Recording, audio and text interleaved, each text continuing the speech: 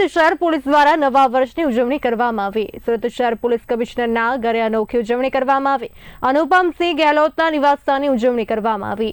CP Gehlot અને તેમના પત્નીએ આતિથ્ય કર્યું। ડીસીપી, એસીપી સહિતનો પોલીસ સ્ટાફ હાજર રહ્યો।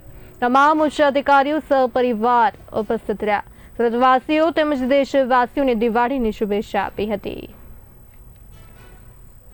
આજથી વિક્રમ સંવત 2082 શરૂઆત થઈ રહી છે, ત્યારે હું અનુપમસિંહ ગેહલોત, પોલીસ કમિશનર સુરત, મારા પરિવાર તરફથી, મારા સુરત શહેર પોલીસ પરિવાર તરફથી હું તમામ આપણા સુરત શહેરના તમામ નગરજનોને, મીડિયાના મિત્રોને, એના પરિવારજનોને ખૂબ ખૂબ શુભેચ્છા આપું છું।